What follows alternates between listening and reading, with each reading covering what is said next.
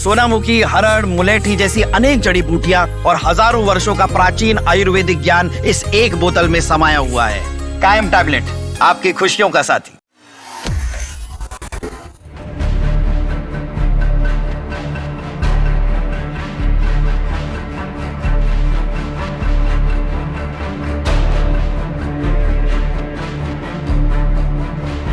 फरवरी को संसद में जो हुआ वो सिर्फ हंगामा नहीं था, वो सवाल था संसदीय मर्यादा पर, सुरक्षा पर और इरादों पर। बजट सत्र के दौरान शाम ठीक 5 बजे जब प्रधानमंत्री नरेंद्र मोदी राष्ट्रपति के अभिभाषण पर जवाब देने वाले थे, तभी लोकसभा के वेल में उतरी विपक्ष की कुछ महिला सांसद और सीधा घेर लिया गया प्रधानमंत्री की कुर्सी को।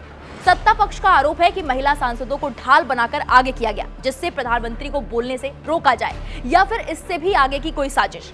बीजेपी इसे पीएम की सुरक्षा में सेंध बता रही है तो कांग्रेस इसे लोकतांत्रिक विरोध।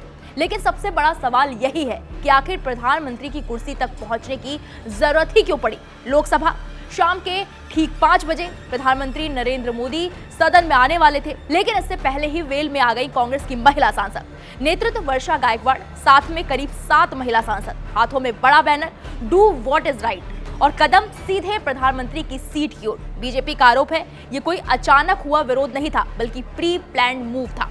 बीजेपी सांसद मनोज तिवारी सवाल उठाते हैं कि प्रधानमंत्री की कुर्सी तक जाने का क्या मतलब है, क्या ये हमला करना चाहते थे। मनोज तिवारी ने कहा जो हुआ वैसे पहले कभी नहीं हुआ था। कांग्रेस ने महिला सांसदों को आगे करके बीजेपी के नेताओं पर हमले की साजिश रची थी। कांग्रेस की महिला एमपीज निशिकांत दुबे की कुर्सी तक पहुंच गई थी। बीजेपी सांसद बृजमोहन अग्रवाल इसे संसद की अवमानना और सुरक्षा प्रोटोकॉल का उल्लंघन बताते हैं। सत्ता पक्ष का कहना है महिला सांसदों को आगे करके प्रधानमंत्री को घेरने की कोशिश की गई, जिससे सदन ना चल पाए। वहीं विपक्ष का दावा है ये विरोध था एक दिन पहले निलंबित किए गए 8 विपक्षी सांसदों के समर्थन में। लेकिन सवाल यहीं अटकता है, विरोध वेल तक ठीक था, लेकिन प्रधानमंत्री की कुर्सी तक क्यों हुआ।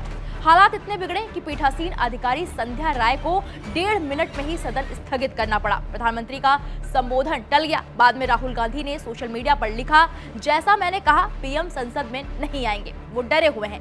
बीजेपी पलटवार में आ गई, मांग घेराव करने वाले सांसदों का निलंबन, पूरे मामले की जांच।